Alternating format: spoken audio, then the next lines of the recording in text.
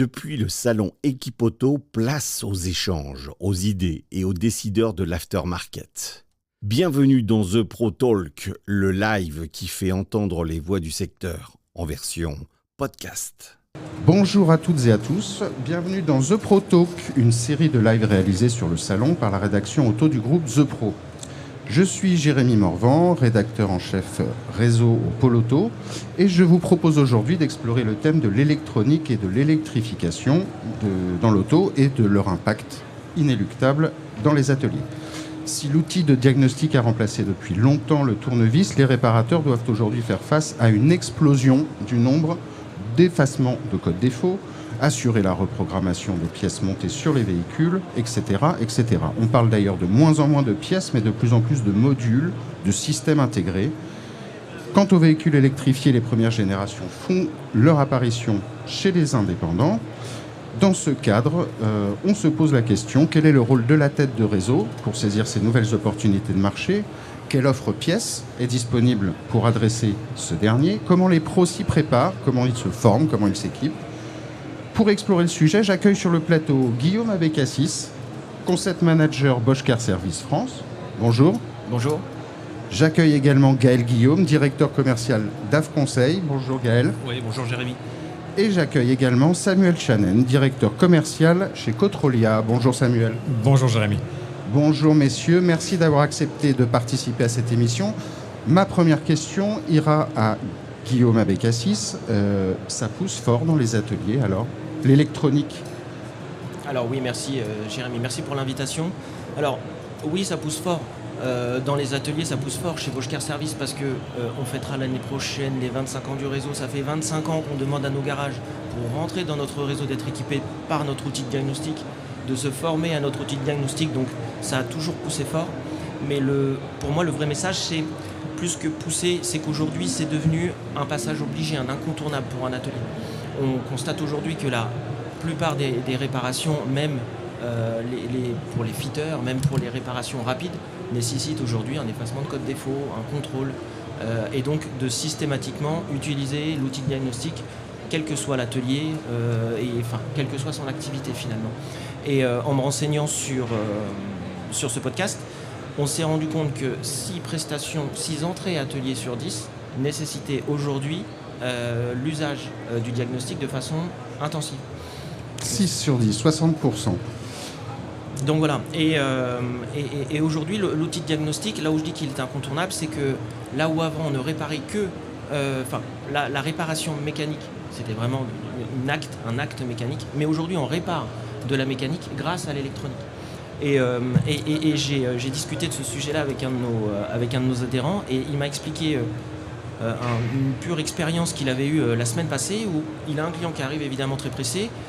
Il explique un bruit qui est facile à identifier pour le mécanicien qui dit ça, c'est un problème sur votre turbo.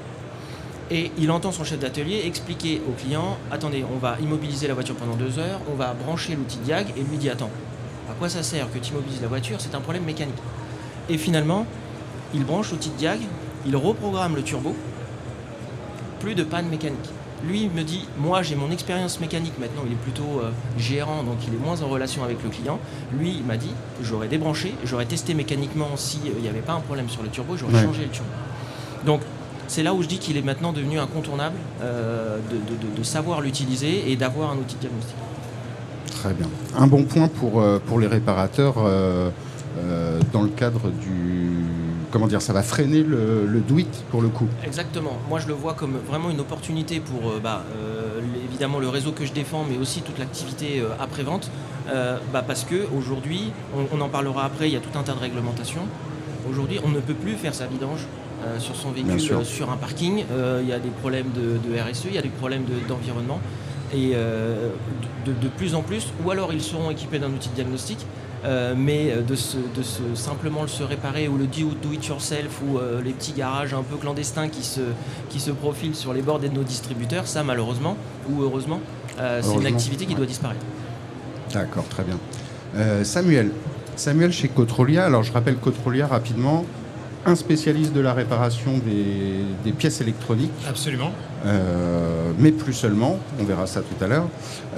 Est-ce que vous sentez effectivement que le marché, est-ce que sur le terrain de la rechange indépendante, la demande émerge pour ces pièces électroniques ? Eh bien absolument, Jérémy, on constate qu'il y a un engouement de plus en plus fort pour l'économie circulaire au fur et à mesure que le parc vieillit. Les particuliers sont à la recherche de solutions plus économiques et plus écologiques qui permettent de prolonger la durée de vie des véhicules. C'est de plus en plus important. Et donc cette demande croissante, on y répond en proposant une gamme relativement étendue avec plus de 4000 références de réparation sur des organes électroniques majeurs. Ça peut être des calculateurs moteurs, des blocs ABS, des boîtes de vitesse automatiques et autres. On a aussi 12 000 pièces reconditionnées en stock qui sont prêtes à répondre à la demande et 47 références sur des produits remanufacturés tels que des réservoirs AdBlue, des boîtiers BPGA ou encore des blocs ABS, donc sur des produits en échange standard. Voilà, parce que Cotrolia ne fait plus seulement de la réparation. Vous êtes sur certaines lignes de produits, vous êtes entré carrément dans une phase d'industrialisation, donc du vrai remanufacturing pour le coup. Exactement. L'épidémie qu'on a connue sur les réservoirs de Stellantis nous a amené à créer un vrai site industriel. D'accord. Où là on remanufacture des produits pour pouvoir apporter une qualité équivalente à un produit neuf. Et ce sont des offres qui ont beaucoup d'appétence auprès des particuliers, puisqu'on est à peu près sur des produits remanufacturés sur un écart de 1 à 2, c'est-à-dire des produits qui sont 50% en dessous du prix de la pièce d'origine. D'accord. Et sur la réparation, on est sur un rapport de 1 à 3. On est sur des solutions qui sont à 70% moins chères que la pièce d'origine. Ok, très bien. Donc on a vu avec Guillaume que le diagnostic devenait incontournable. On vient de voir avec Samuel que l'offre pièce existe. Encore faut-il, Gaël Guillaume, se former. Et oui. Quid de la formation, quid de l'appétence des réparateurs sur le terrain, Gaël ?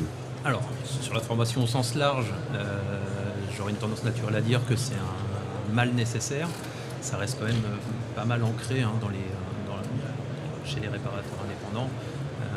La démarche de formation, elle n'est pas vraiment innée et volontaire. Alors forcément, il y a toujours la règle des 3 tiers, mais globalement, il faut quand même un peu forcer ou inciter, lui montrer l'intérêt de se former et de monter en compétences. Il est clair qu'aujourd'hui, en termes de formation, le plus gros de la démarche de formation reste autour de l'habilitation électrique, on ne va pas se mentir. Ça reste l'élément incontournable. Le sujet du moment. Oui, c'est le sujet du moment, mais c'est un peu l'arbre qui cache la forêt. Il y a une vraie problématique derrière. Pour moi, une habilitation électrique, ce n'est pas une montée en compétences. Je me mets en conformité par rapport au droit du travail. Point. Il n'y a rien de plus que ça. Je suis incapable de faire un diagnostic, quel que soit l'outil. En revanche, je suis capable d'avoir l'habilitation électrique parce que c'est un suivi, c'est une méthodologie à apporter. Donc le point clé, il est là.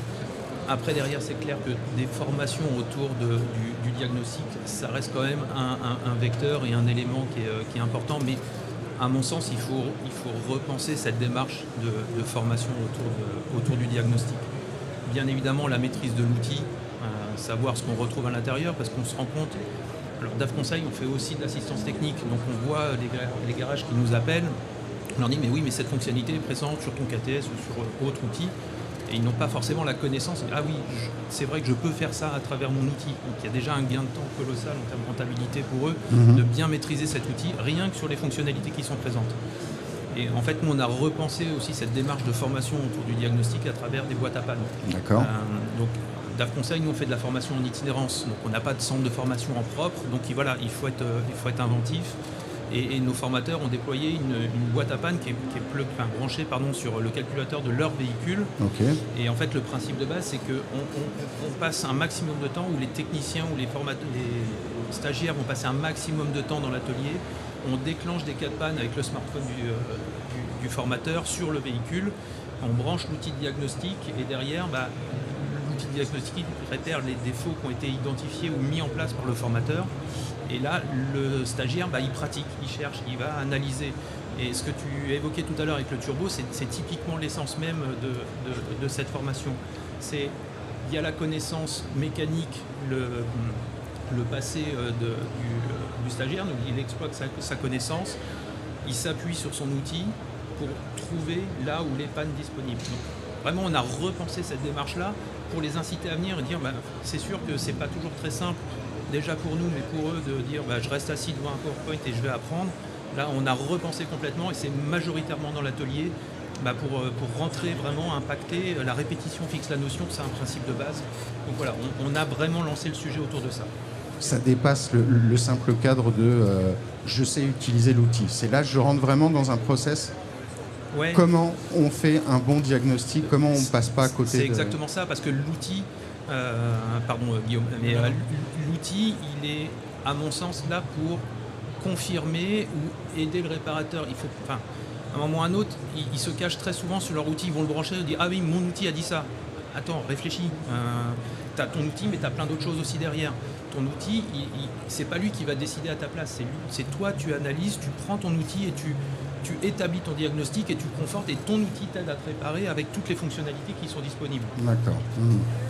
Guillaume? Ouais, vraiment pour confirmer ce que dit Gaël, c'est leurs histoires de boîte à panne, là, ça permet, le garage à peine arrivé en formation, de lui prouver que tu as un besoin de formation. Parce que nous, ce qu'on a du mal à faire, comme le disait, ce mal nécessaire, je trouve que c'est la très bonne expression pour la formation, c'est que ils savent qu'ils doivent y aller, mais la plupart n'y vont pas. Et quand ils y vont, on a beau leur expliquer productivité, rentabilité, une fois qu'ils se seront sortis de cette formation. Et en arrivant sur place, en leur démontrant qu'effectivement ils ont des lacunes, on finit par les convaincre. Et j'ai trouvé que l'initiative était vraiment top. Merci.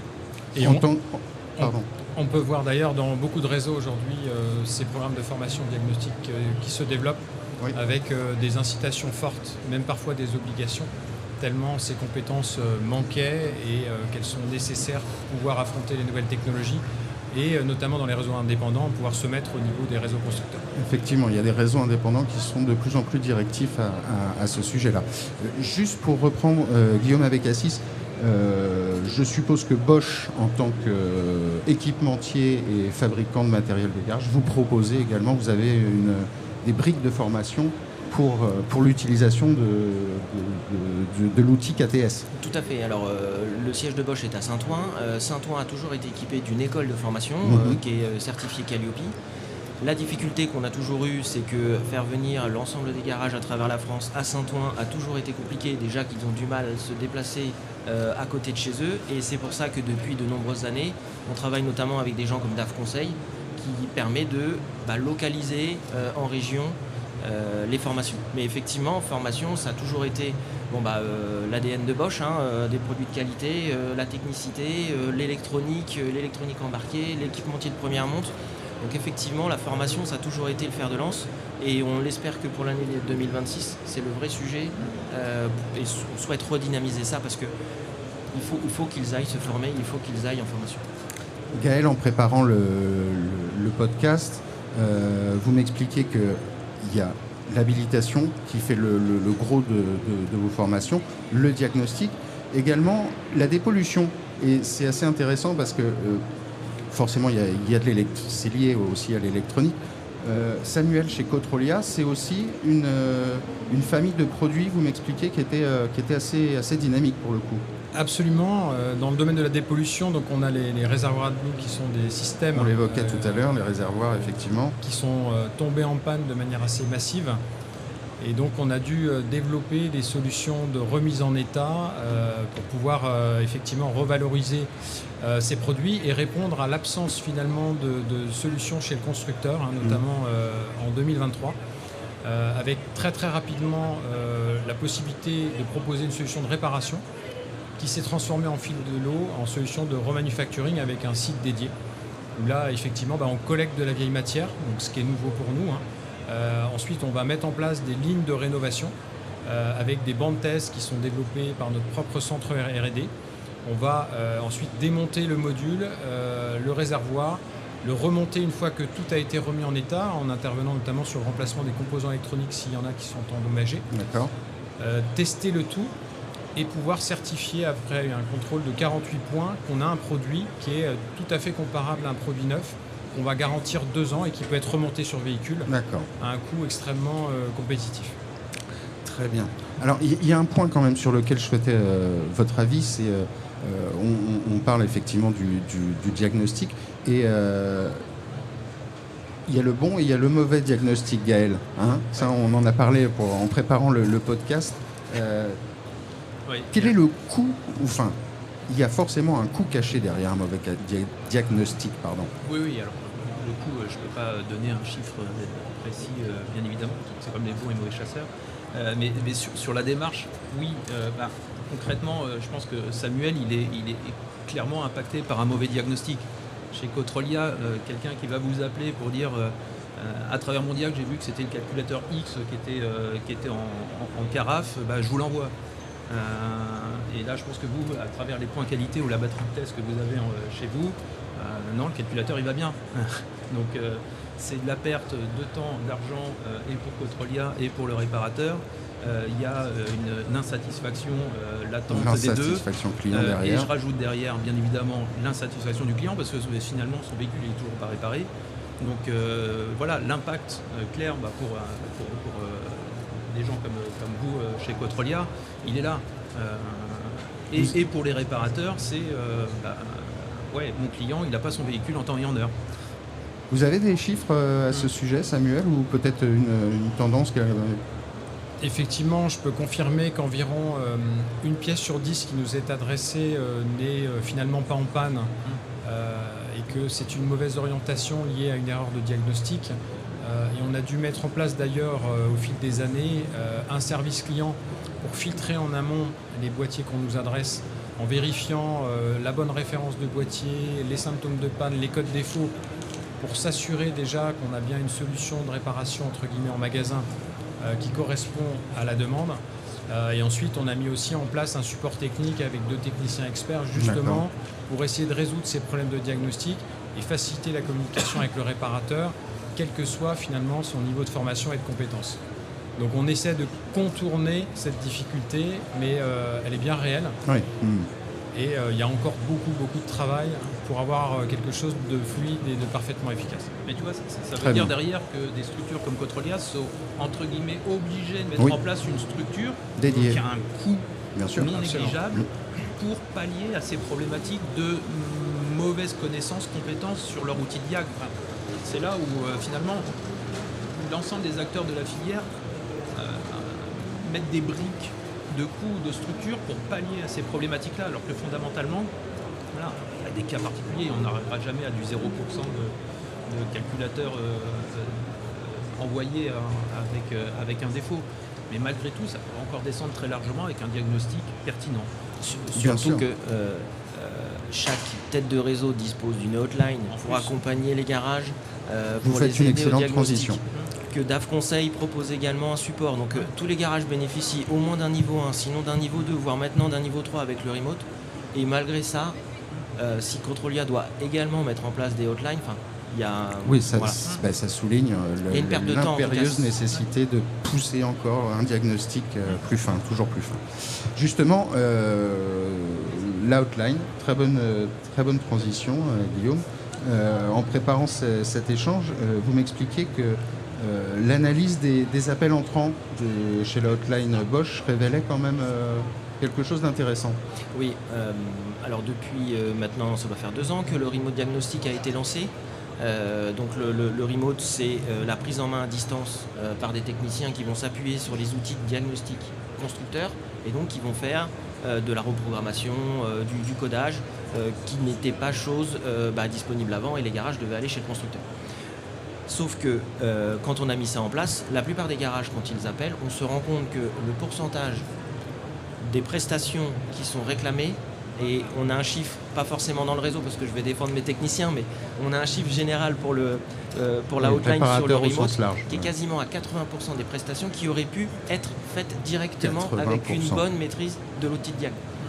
Mais on a quand même des gens qui appellent dans le cadre d'une révision, qui ont pris parti d'appeler pour l'effacement de code défaut parce qu'ils ont fait l'acquisition, parce qu'ils savent qu'ils en ont besoin, parce qu'il est indispensable, mais qui n'ont pas pris le temps de se former dessus. Gaël Guillaume, chez DAF Conseil, la hotline est confrontée aussi à cette situation. Oui, on a plusieurs cas. Enfin, les garages qui sont clients ou abonnés à notre solution d'assistance technique, on retrouve la même chose. Concrètement, beaucoup appellent sur des besoins de réassurance. J'ai fait mon diag, je suis sûr, j'ai bon, hein. Oui, concrètement. Ça va je suis paumé sur la lecture de mon schéma. Forcément, il y a plus d'électronique, le schéma il se complexifie un tantinet. Et forcément, ils sont perdus sur cette démarche-là. Et en plus, les schémas constructeurs peuvent être un peu différents de ce qu'ils peuvent trouver en multimarque ou ce qui est restructuré par exemple chez Bosch. Et nous, ce qu'on constate, effectivement, beaucoup de choses auraient pu très bien être faites par eux-mêmes à travers une bonne maîtrise de leur outil. Et maintenant, on se retrouve aussi, à un tiers des appels qui nécessitent derrière des reprogrammations. Alors ça, pareil, les outils sont mis à disposition. Bosch, vous avez tout ce qu'il faut, vous avez l'attirail et l'ensemble des outils ont ces éléments-là. Mais fondamentalement, ils n'ont pas conscience de ça, ou alors ils n'ont pas fait la démarche encore complète de s'inscrire sur les plateformes des constructeurs. Et ça, c'est un vrai défaut encore aujourd'hui, même si les fabricants d'outils ont quand même bien simplifié la démarche pour un réparateur. Après, à l'heure des charges, je me rappelle quand j'étais itinérant, quand j'essayais de vendre la carte Bosch Care Service, j'expliquais que l'outil diag, le KTS, c'est un peu sur le même principe que le cerveau. C'est un outil qu'on va utiliser, exploiter à 5% de ses capacités, et qui, quand on commence à creuser, quand on commence à se former, on va pouvoir aller toujours un petit peu plus loin. La difficulté, c'est que ça demande un investissement pour la plupart des adhérents, parce que c'est 5 niveaux de formation pour l'outil de diag. Il y a une sorte de phase de découverte. Ensuite, on commence à rentrer dans le diag, à rentrer en profondeur. On a une formation plutôt qui est sur les capteurs, on a une formation qui est sur le multiplexage, et maintenant il y a tout cet environnement avec la DAS qui est arrivé, qui passe aussi par la formation sur le KTS. Et depuis peu, il y a une dernière formation sur la partie hybride électrique dont on parlera peut-être tout à l'heure, vraiment sur comment on intervient sur ces véhicules et cette fois-ci, quelle est la réparabilité de ces véhicules-là. Donc, tout ça mis bout à bout, on doit être à 7, 8, 9 jours par technicien qu'il faut aller former. Donc, voilà, parce que là, on est en train de dire, bon, il pourrait aller se former davantage, mais c'est pas évident, c'est sûr. Voilà, il faut pouvoir s'investir là-dessus. C'est un investissement. Voilà, faut voir la formation comme un investissement, en effet. Alors, il y avait une question que je me posais, parce qu'on parle énormément, effectivement, de diagnostic, d'électronique. On vient d'évoquer la DAS, donc quand même un système de sécurité.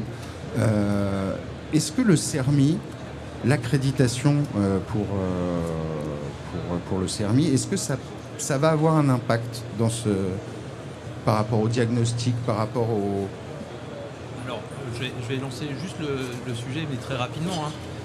Voulez vous inscrire à la plateforme Mercedes? Si vous n'êtes pas CERMI, vous n'avez pas accès. Voilà, c'est réglé. C'est Mercedes pour l'instant. Oui. Mais point. Vous ne pouvez rien faire sur une Mercedes si vous n'êtes pas CERMI, parce que vous ne pouvez pas accéder à la plateforme. Le débat, il n'est même pas est-ce qu'il faut ou pas. Ouais. Il faut. Le garage doit aujourd'hui être habilité CERMI. Après, la difficulté, c'est que le garage le perçoit comme une nouvelle contrainte financière parce que les premiers coûts annoncés est très lourd administrativement. N'empêche qu'effectivement, alors non seulement il ne peut pas intervenir sur la Mercedes, mais il ne peut pas non plus commander de pièces chez certains d'entre eux. Donc, c'est un arrêt net. Et encore une fois, dans une démarche toujours un peu positive, ça filtre encore un peu plus tous ces réparateurs un petit peu volatiles et un petit peu sauvages, parce que là, cette fois-ci, ils doivent montrer patte blanche grâce à ce dossier administratif. Samuel, oui. Je pense qu'on peut le dire de manière très claire, c'est une entrave supplémentaire de la part du lobby des constructeurs pour essayer de freiner la reprogrammation à distance chez les indépendants. On a déjà mis des années à pouvoir déployer les solutions de pass-through et le taux d'utilisation aujourd'hui reste quand même relativement faible malgré l'efficacité des solutions technologiques qui ont été mises en place. Et donc là, on rajoute une entrave administrative. Donc effectivement, c'est quand même une difficulté pour la profession.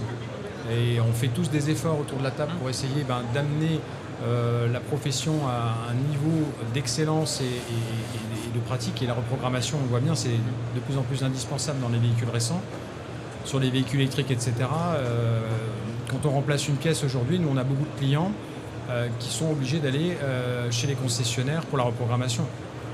Et ils se font matraquer financièrement. Ça, c'est plus acceptable. Donc le CERMI n'aide pas à aller dans la bonne direction. effectivement, Donc ça sera un passage obligé. Juste pour compléter, c'est ça. Chaque nouveau service, chaque nouvelle pierre qu'on arrive à mettre dans la prévente permet à nos garages d'acquérir cette autonomie et de devenir de vraies alternatives au réseau constructeur, parce que nous, c'est un message qu'on a toujours porté, qu'on a toujours défendu, notamment dans le réseau Bosch Car Service. Mais effectivement, à chaque fois qu'on arrive à déverrouiller, notamment le remote diagnostic permet aujourd'hui à un garage de faire tout ce que le constructeur est capable de faire. Le CERMI, c'est un frein limité dans le temps, parce que le garage n'a qu'à se certifier, mais effectivement c'est encore une fois un petit bâton qu'on met pour freiner un peu l'autonomie. Moi je prends le principe de toujours la même approche, c'est le verre à moitié vide, le verre à moitié plein.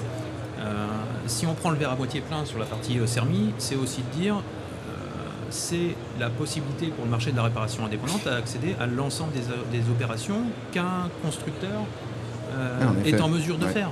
Donc soit on se dit ouais c'est une contrainte, ça coûte, il n'y a même pas de débat là-dessus, ça coûte de l'argent. En revanche, quel est le coût de non-qualité, quel est le temps passé pour un réparateur d'emmener son véhicule chez le constructeur? S'il est dans une zone rurale, trouver son concessionnaire Hyundai ou Mercedes ou autre, ça peut être compliqué. Il y passe la journée. Est-ce qu'on se dit à un moment ou à un autre, ok, je prends l'approche plus positive de dire oui, c'est un mal nécessaire, ça c'est clair, mais derrière ça permet, comme tu disais Guillaume, cette autonomie. Et pendant très longtemps on se plaignait dans l'aftermarket, ah mais oui mais on ne peut pas avoir les mêmes informations qu'un constructeur. T'es CERMI, tu peux avoir les mêmes trucs. Moi j'aime bien avoir cette approche un peu positive de dire pendant longtemps c'était compliqué pour vous, ça reste encore, mais là la barrière à l'entrée finalement c'est un coût de certification. Alors je sais que c'est facile de dire je suis pas réparateur, mais voilà, notre message il est aussi là, c'est émancipez-vous, vous avez cette capacité là, vous avez tout ce qu'il faut. Les fabricants d'outils de diag ils le font pour vous, ils simplifient au maximum l'ensemble des procédures. Voilà, il y a cette petite étape, prenez-la quoi. Oui, ça ouvre le champ des possibles. Exactement. Donc il y a effectivement des solutions complètes qui sont disponibles sur le marché de la rechange indépendante. Il y a les outils de diagnostic, il y a la formation évidemment, il y a l'offre pièce qui en plus répond parfaitement à la logique de vieillissement du parc et à la logique d'économie circulaire qui est impérative aujourd'hui. Très bien, donc fin de cette première partie du podcast dédié à l'électronique. On va se pencher maintenant, si vous le voulez bien, sur l'électrification et son impact là aussi dans les ateliers. Guillaume Abécassis, est-ce que les réseaux indépendants, est-ce que vos adhérents Bosch Car commencent déjà à accueillir des véhicules hybrides ou électriques? Ou est-ce que ça reste encore le précaré du constructeur? Alors, la réponse... D'abord, oui, les garages commencent à recevoir des véhicules hybrides et électriques dans les ateliers. Principalement hybrides. C'est plutôt des véhicules électrifiés qui commencent à rentrer dans les ateliers parce qu'ils étaient là bien avant les autres. Ça fait 15 ans qu'on pousse nos garages en disant c'est la technologie de demain, formez-vous, habilitez-vous, parce que comme l'a très bien dit Gaël tout à l'heure, cette habilitation elle est purement législative, ils ne sont pas meilleurs en sortant, c'est juste que ça leur permet d'éviter de se mettre en danger et de mettre en danger le mécanicien qui va se mettre sur le véhicule électrique ou hybride, ça s'arrête là. La difficulté que l'on a et que l'on a depuis des années sur cette habilitation, c'est demander, on parlait d'investissement au garage tout à l'heure, demander à des garages d'aller investir du temps, 3 jours de formation pour avoir ces certifications, pour demain ne rien réparer. Donc, difficile pour eux aujourd'hui de les motiver à s'habiliter, s'équiper, donc investissement temps, investissement les EPI, financier, l'outillage isolé. pour aller intervenir sur aujourd'hui c'est un marché qu'ils ne captaient pas. Par contre, de plus en plus, et les chiffres commencent à le prouver, aujourd'hui à la fin 25, le marché du véhicule pur électrique en Europe sera d'à peu près 5 millions de véhicules qui auront plus de 4 ans. Donc ça y est, c'est des véhicules qu'on va commencer à capter. Voilà. À l'horizon 2030, ce sera un peu plus de 15 millions de véhicules qui rouleront sur le parc européen, qui auront plus de 4 ans. Ce n'est pas des véhicules qui viendront d'être mis en circulation, c'est vraiment qui auront plus de 4 ans qu'on va commencer à toucher. Et je crois que c'est 8 millions qui auront plus de 8 ans, donc ça veut dire que même la batterie n'est plus sous garantie, et donc il commence à y avoir de la vraie usure, de la vraie réparation. Et Donc, des entrées ateliers significatives chez les indépendants.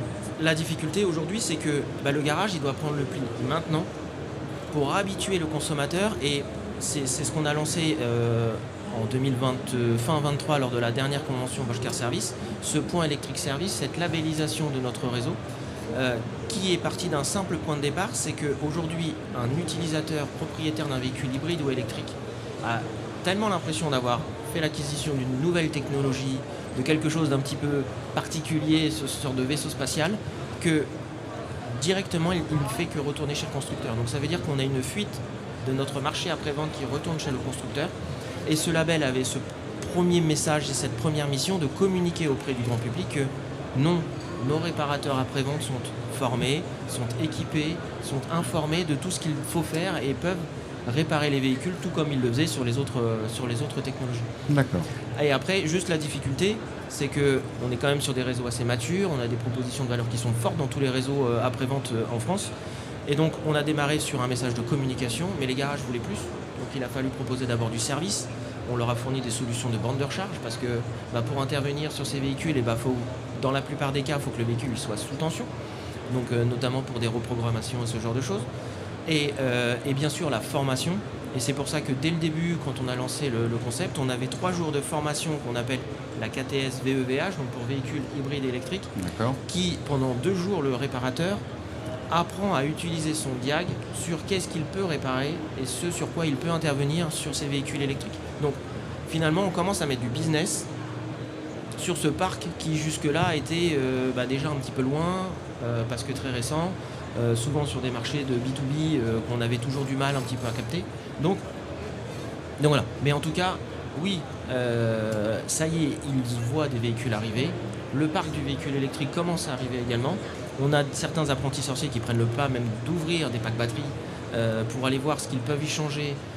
Et là, on est un peu freiné par le constructeur parce que pour l'instant, beaucoup de ces pièces-là ne sont soit pas disponibles parce qu'ils vendent que des modules et des packs complets, ou soit disponibles que chez les constructeurs, mais auquel cas, là, ils peuvent se fournir et faire de la réparation et commencer à créer de la valeur sur ce parc-là.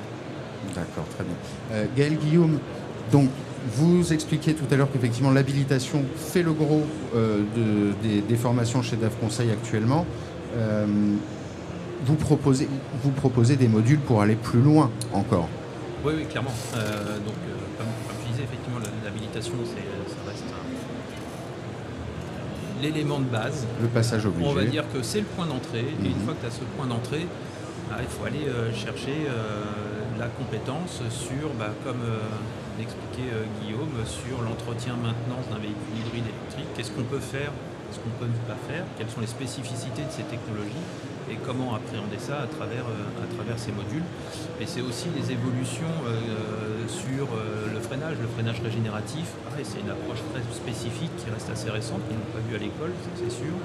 Et pareil, sur la boucle de froid, maintenant la clim ne sert pas que à se réchauffer ou à refroidir l'habitacle. La gestion thermique est capitale. Ouais. Exactement. Et ça, pareil, il y a une maintenance, ça s'apprend, il faut appréhender à travers son outil cette technologie qui reste assez récente. Donc on a ces éléments qui sont mis à disposition et toi, on revient, pardon, je vous vois, c'est ça Comme tu veux.